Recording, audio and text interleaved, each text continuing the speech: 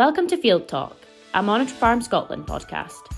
Join our host, Wallace Curry, as he explores the stories from Monitor Farm networks on how farmers have adapted their businesses, with support from specialists and experts, to assess farm performance and explore opportunities. Monitor Farm Scotland is farmer-led, farmer-driven, encouraging discussion and solution-based thinking. Welcome back, everyone, to Field Talk, the Monitor Farm Scotland podcast. Just before we get into this episode, I want to put a little apology, is that the word? Yeah, apology out there. This is not 2 weeks after the last episode as it should have been. That's completely my fault. I had a bit of a scare in hospital and 3 or 4 weeks signed off work and very tired and very sore heads and not fully functioning, so wasn't able to record this. So the reason it's not appeared is nobody at Monitor Farm, nobody at the team that are in charge of sort of making the podcast happen, or any guests, purely myself. So just a little mention to that. I do apologise. Hopefully that'll be the last of that for now. The last episode we had before now was Kay Wilson of Lennox of Lomond. Very cool story. Phenomenal amount of generations in that farm, which was quite cool. And sort of hearing about the way in which that farm runs, but also the sort of transition they've had to do with that, as well as the management group in that area as well. Today, we're heading to Strathspey, I believe it is, and we're speaking to Rich Young. Rich, how are you? Not bad at all. Yeah, Rich, just for those listening, could we just get a bit of background as to who you are? Are you farming yourself? Are you contracting? What's your sort of story? Yeah, I'm Rich Young. I farm at Lethendry Farm, Cromdale, just outside Grattan-on-Spey, in partnership with my wife Susie and my mother and father-in-law, Dode and Doreen. Fairly typical farm for this area, with just 100 cows, give or take.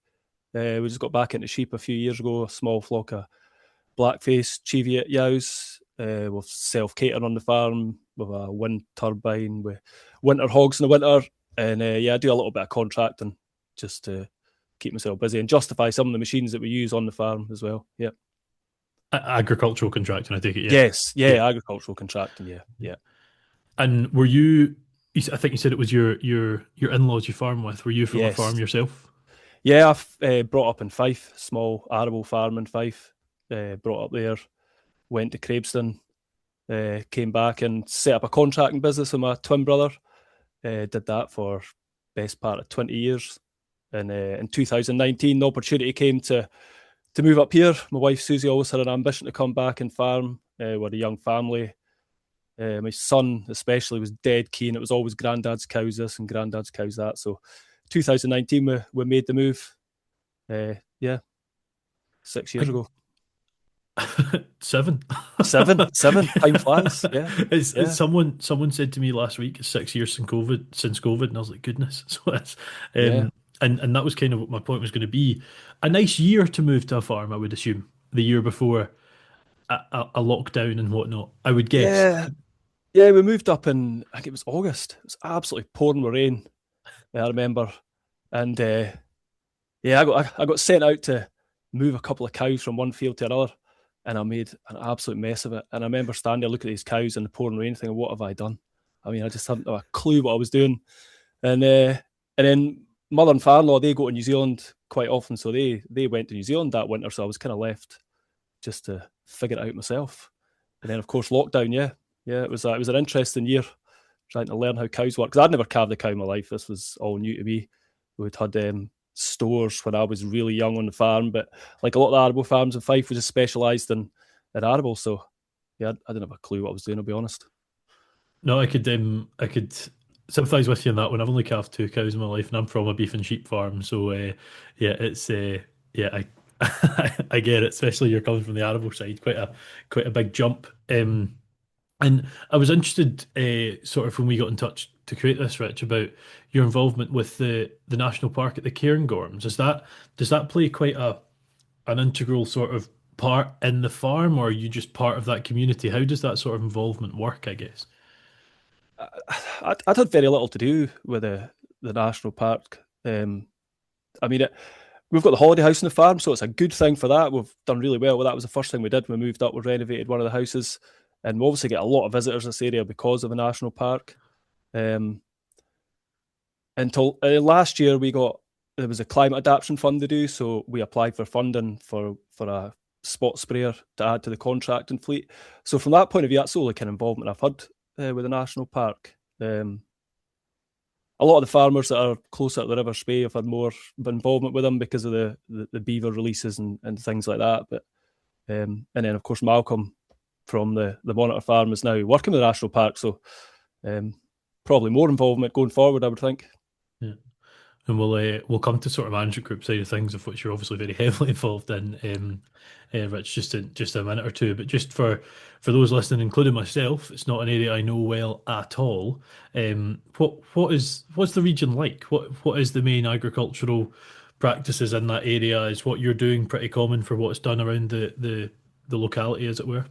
Yeah, I would say we're a fairly typical farm for this area. Suckler cows. We sell ours yearling stores through Thainster. I would say most farms in this area are doing a similar thing. There's a few finishing guys. They'll have maybe some better land down near the valley, so we sell everything as store.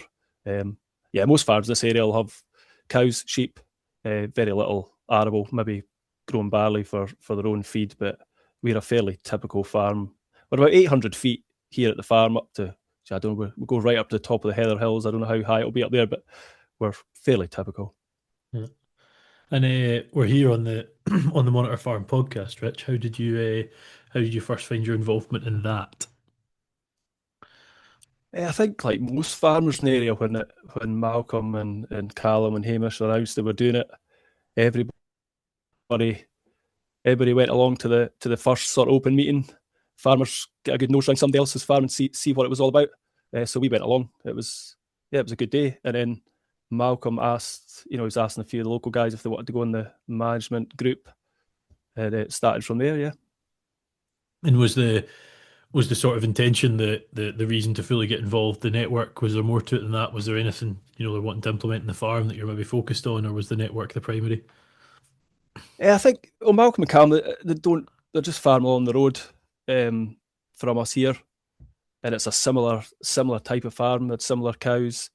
I just thought it was a great opportunity because like I say, I was new to the whole thing, so I was want to absorb as much information as I could. I wanted to take on as much as I could, so I thought it'd be a good thing to see how they were doing it and sort of benchmark ourselves against them and see what they were up to.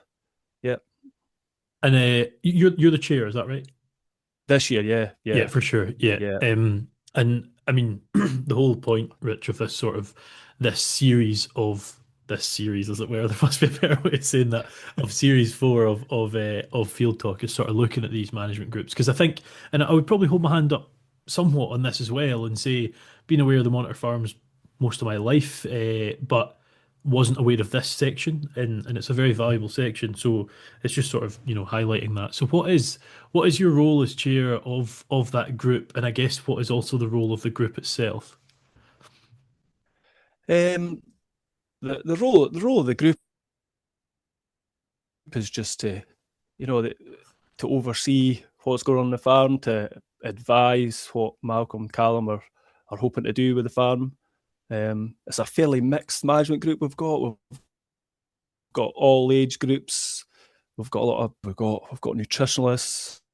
We've got farm managers, farm workers, cattlemen. We've a fair mix. We've got men and women. It's a good mix. So it's just to advise and give opinions on what they're doing. The chair's role, I've only been in it for a few months now. So I'm kind of finding my feet. I'll be out my comfort zone a little bit, I would say. I wasn't actually at the meeting.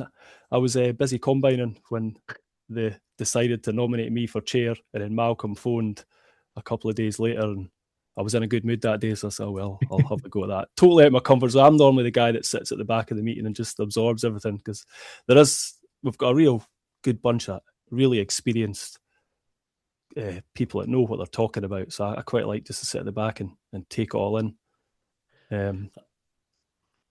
That's the danger of missing a meeting, isn't it? That's the danger. Yeah, that was my punishment. I got my WhatsApp started going. I was still sitting in the combine that night, and my WhatsApp started going. I thought, gee whiz, there's the punishment for. I tell you, that's one thing with the Monitor Farm I found. If you want a cow to calve or some emergency, something to happen on the farm, just organise a meeting, because I've missed a few because of cows calving and various things. It always seems to be the case, and it's usually the meeting where they always get a good feed at a Monitor Farm meeting. Malcolm's always got something organised, and I've missed a few of them because of things like that. But Yes, I just Peter Beattie's obviously a facilitator. He's very good, so I just help him. I just announce who we're speaking at meetings and sort of chair the meeting, move things along when need be, bring people in. It's not much to it really. Rich, you've sort of worked in contracting with a focus on arable majority of your career. Uh, you'll be using, lots of different tech, lots of different machinery from what you're now doing, having been in the sort of position of 7 years working at the your wife's and in-laws farm. Moving from that different side of the sector to this, have you taken things on from the management group? Have you or maybe even put things into the management group of technologies or maybe just forms of practices that are being used by other members of the group? I've taken on so much. I was going through the list this morning. Pretty much everything we've covered in the monitor farm, I've implemented to some extent on the farm. On the management group, she's a nutritionalist with things. Watson Seeds have done quite a lot with Callum and Malcolm on the monitor farm, so I've done some work with them on the farm as well, where we seed and grass, different mixtures, things like that. Even down to we had a meeting on shed ventilation, which doesn't sound very exciting on a wet Monday morning, but it was actually really interesting about how ventilation affects pneumonia on your calves and how it's an important thing in your shed. So I came back with a tape measure and had a go in our sheds, and we've changed a few things as well. Even down to weighing cattle, Malcolm and Callum are quite proactive when it comes to weighing their calves and weight gains and things like that. So we purchased a sort of weigh crate and weigh cells. So we've done a lot of weighing this year just to try and tweak our rationing a little bit. And the silage analysis as well, I've done a lot of work on that just to get things right. So like I say, I was new to the whole thing, so I was just absorb as much as I could. And yeah, we've done most things on the monitor farm because it's a similar farm. I've brought back and used condition scoring as well. Another one that we did quite a lot on at Hernick. Went through our cows this week before calving actually, and just run a hand over them. And yeah, most things actually we've implemented. And I think most farmers would be the same. I think you always learn something. Even the guys that've been at it for years, you could see them thinking, "Oh, I haven't thought of that. I'm gonna go back and have a go at that at home, or I'm gonna look at that." Yeah, definitely. And it's true though, isn't it? I mean, when we're not talking about someone has bought X machine, because not everyone's going to go out and buy that. But that sort of just that practice, that doing conditioning scoring. How do you do condition scoring? How do you locomotion score if you're looking at dairy cattle, for example?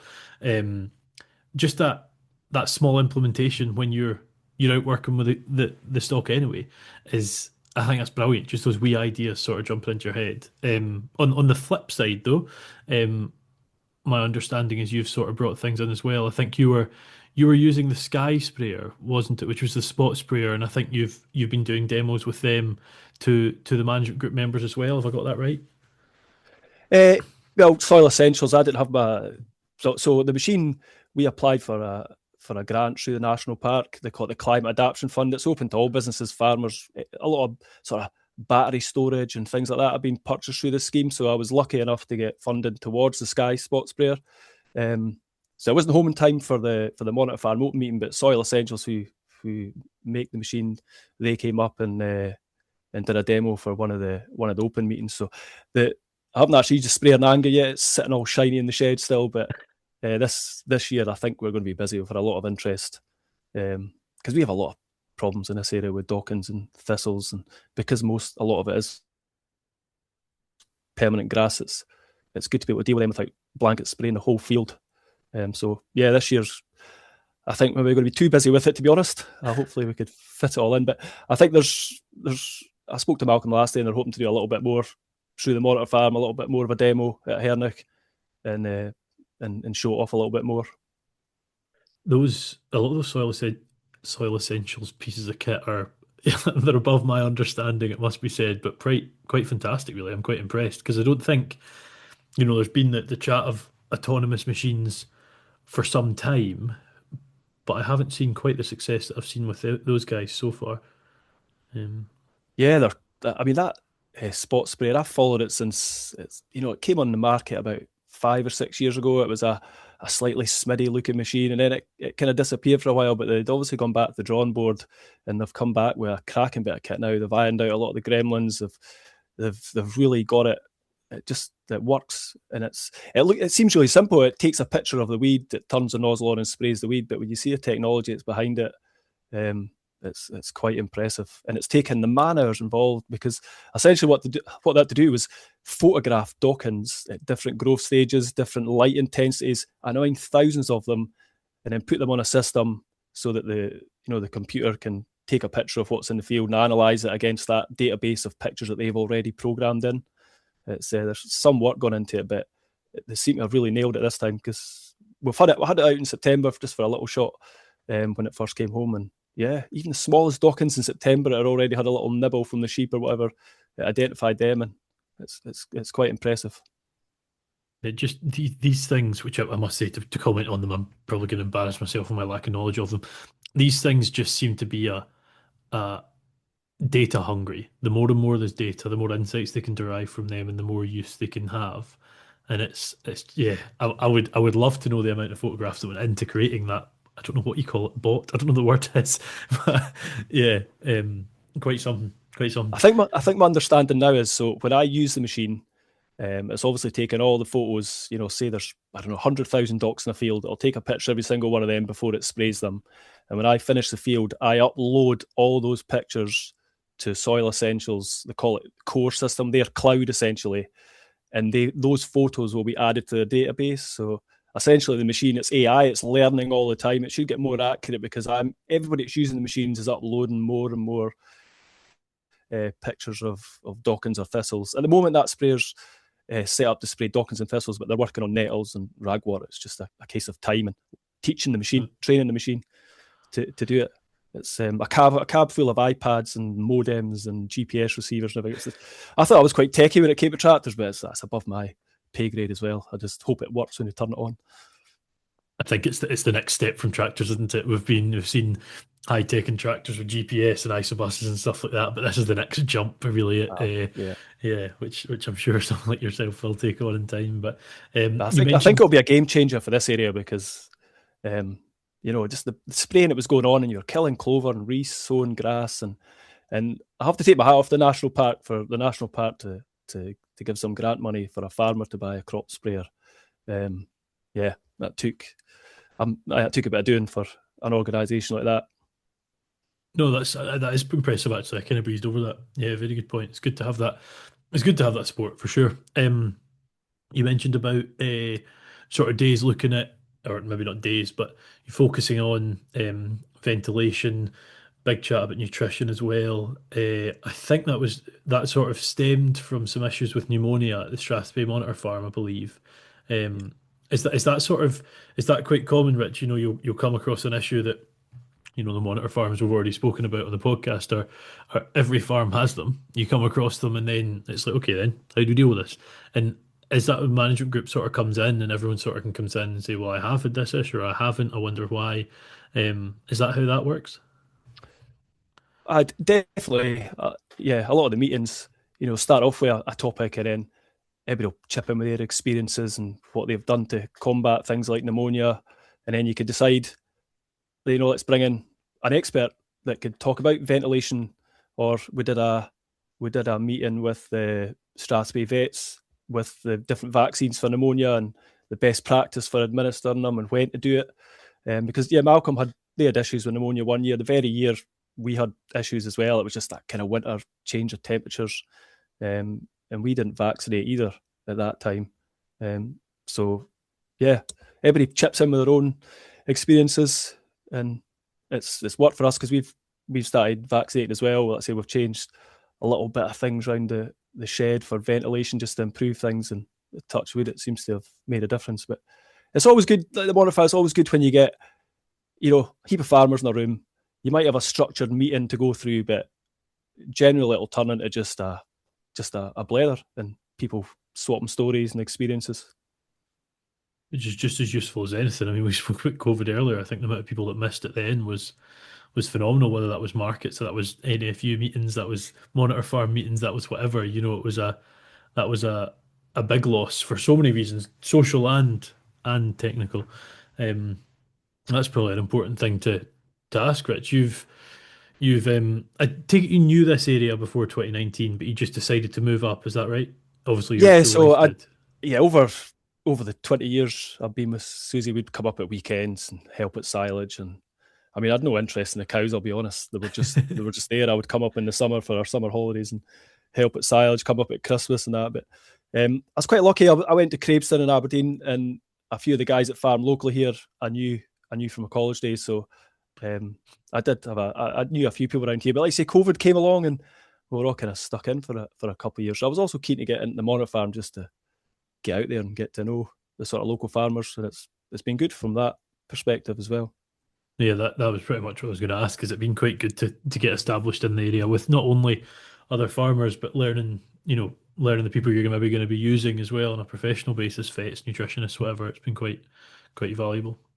Yeah, definitely, Yeah. definitely. I was, let's say I sat at the back of most of the meetings early on because I don't have the experience to have an opinion. I didn't think so. I've sort of worked my way into it a little bit more. I'm more confident now that I've got a handle on what we're doing, and I'm not so scared to ask a few questions here and there. Yeah. It's so easy to do that, though, isn't it? I mean, we all do it. Like, oh, okay, your expertise isn't cattle sound, but you're probably one of the strongest from a machinery perspective, and it's realizing we all get that imposter syndrome, don't we? For whatever reason, nobody knows every single thing. Everyone has their strengths, and maybe when you're at a a sort of monitor farm that's focused on cattle and sheep, then you can find yourself thinking, but absolutely every single side of it's valuable. Yeah, Malcolm and Callum, one of the sort of objectives when they first started the monitor farm is they wanted to improve their handling system. They worked between two farms, so they had a sort of portable system. They were wanting to make it easier, have a system they could set up, and that was right up my street. It wasn't quite machinery, but I love anything I could weld or hit with a hammer, or I love all that, making things, improving on things. So I kind of got my teeth into that early on. That was more up my street. But as I've gotten, I've had a few years with our cattle under my belt, I've gotten more interested in the cattle side of things. Better than that rainy day in August 2019. Yeah, that was. I'll often look back at that because I literally did stand halfway up a hill on a quad bike with a cow looking at me, and I'm looking at back at it, thinking, I'm going to have to figure out how these things work. And they definitely had the better of me at that point. More on par nowadays. Yeah. You sort of touched on one there, Rich, with the handling system. What have been the biggest changes you've seen in your time involved in the management group at the monitor farm itself?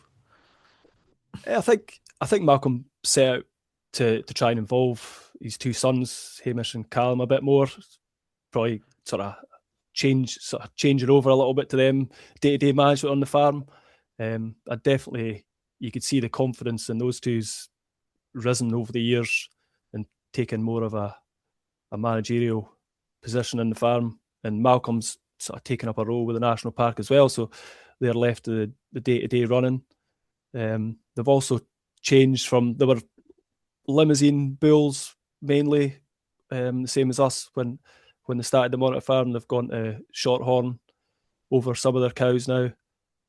Callum especially seems quite keen on that idea. He's quite proud of his little shorthorn calves he's got running about. So that's probably been the biggest change. I change of breed, that's a big thing for them.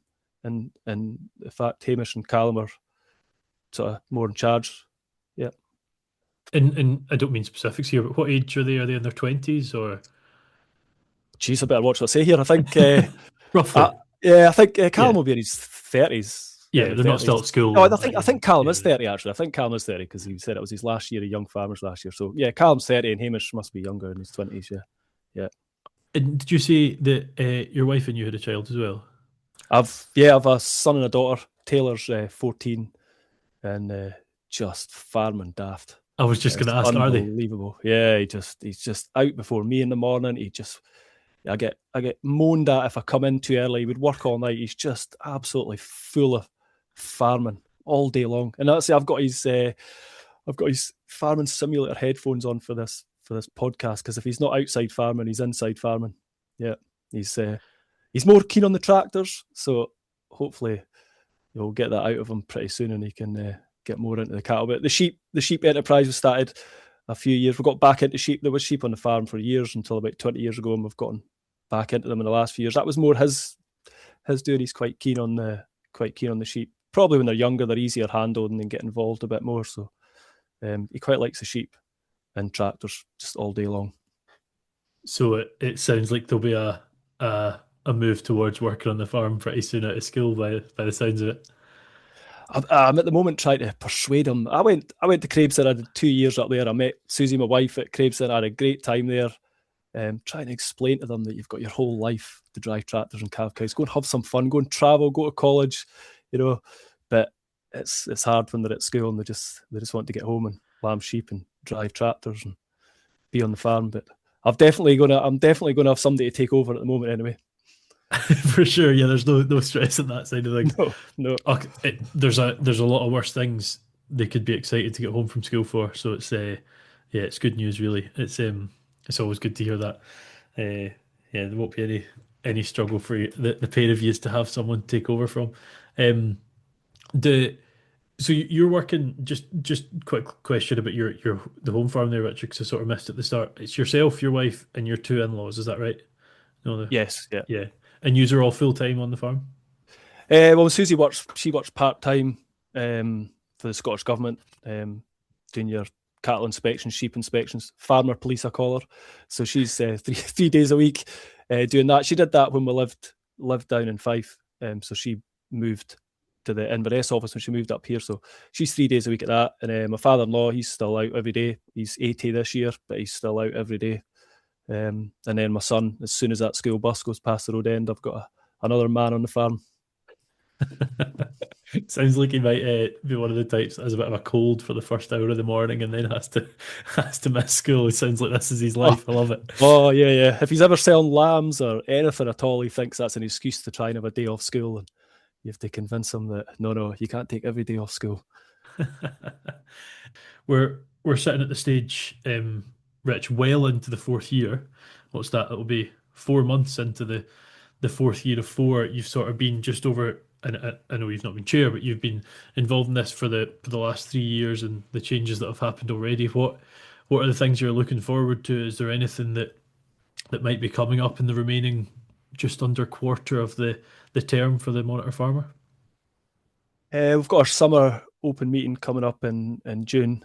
And I think Callum's quite keen for this year to really be about what they've achieved in the last 5 years, especially with the change of breed, looking at a lot of the figures and how they've sort of improved their weight gains and things like that. But we always have a good summer meeting. We've been blessed over the last 4 years with cracking weather. It's always been a good open meeting. People come out in their numbers. We've had also a barbecue and really good sunny day. So I like the open meetings. They're always good. They're always good. There's always a mention of the good scran and the barbecue from you.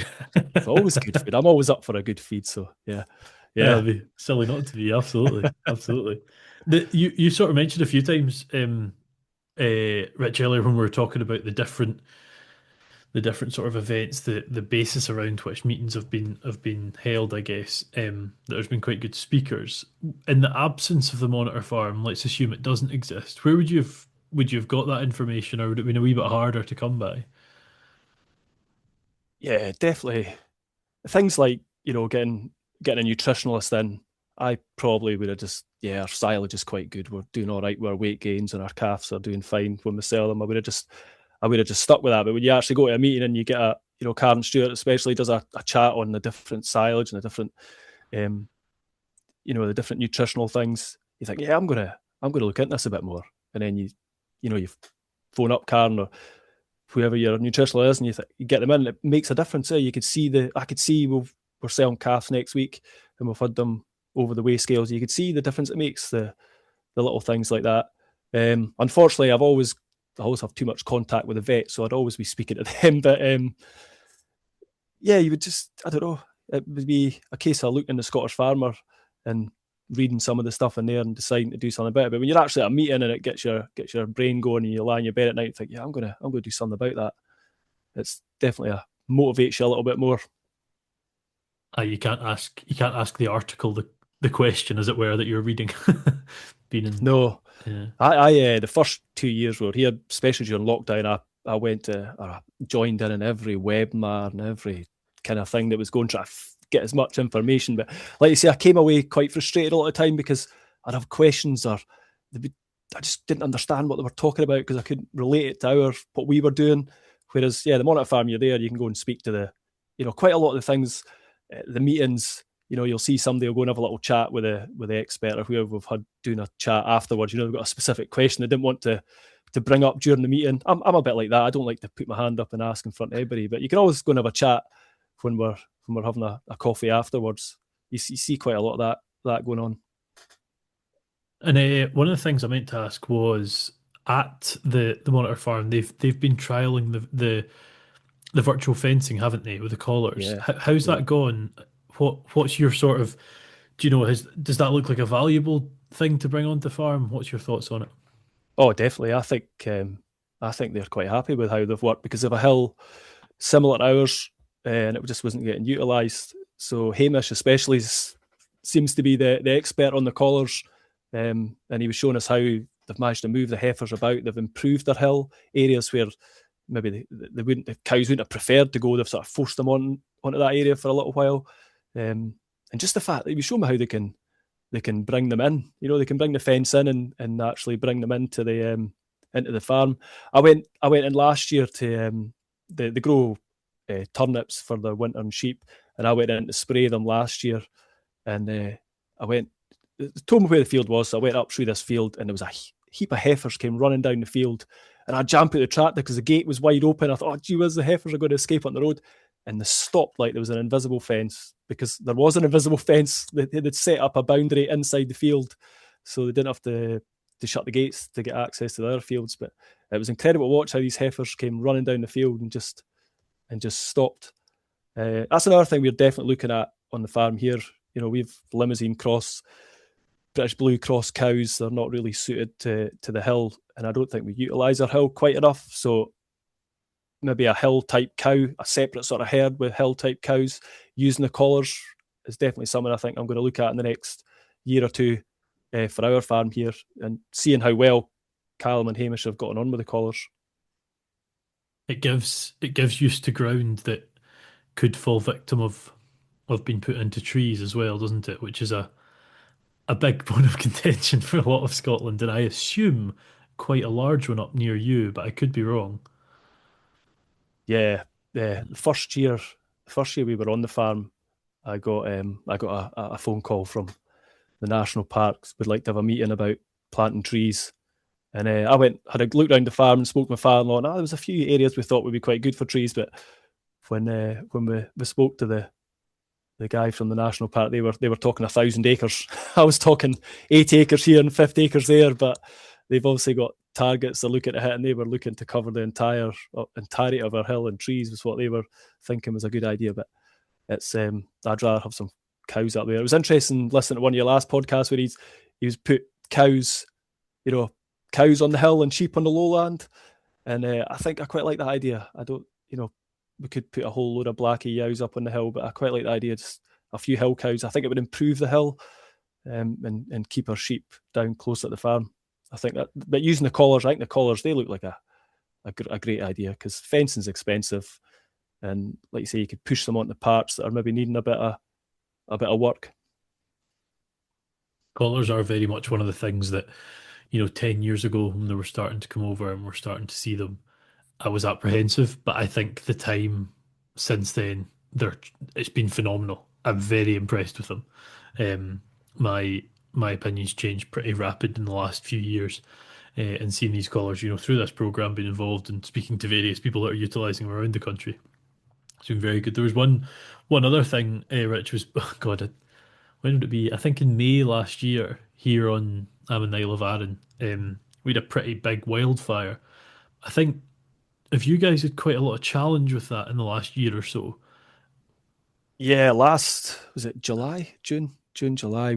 Luckily for us, we're on the right side of the River Spey, so we're on the sort of south side of Grattan-on-Spey. So the main fire was sort of to the north of Grattan-on-Spey, but we could see it. We could see it from the farm, and it looked terrible. Especially at night, it looked like the whole of the hill looking north was on fire, which it was.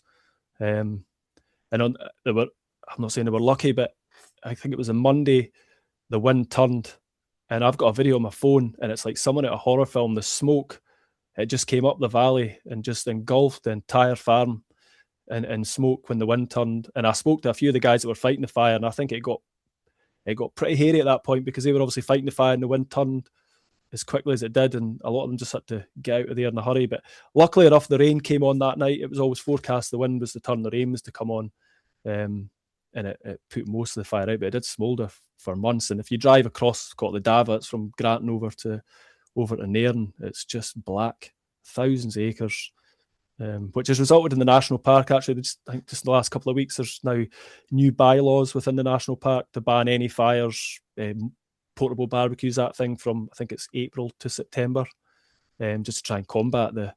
That's another reason I'd quite like to put some cows up on our hill, because we own the farm here, but there was still keepers. It was still part of an estate, but they've all gone now. And the fire load up there, because there's no heather burning, there's no swiping going on.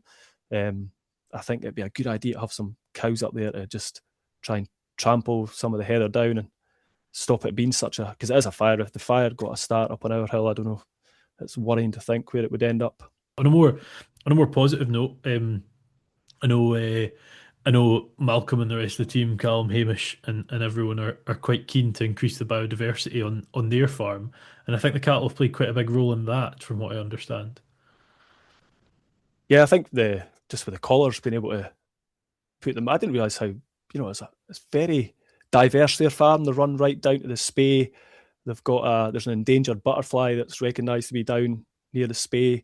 I was when Peter was so impressed with the amount of flowers and fauna they had on the farm when they first started up the Monitor Farm. So I think they've seen an improvement on the hill just because they've been able to put the cattle up there. They put heifers up there in the summer. Right? It wasn't that well fenced, so they'd never really let heifers loose up there in the summer until they got the collars.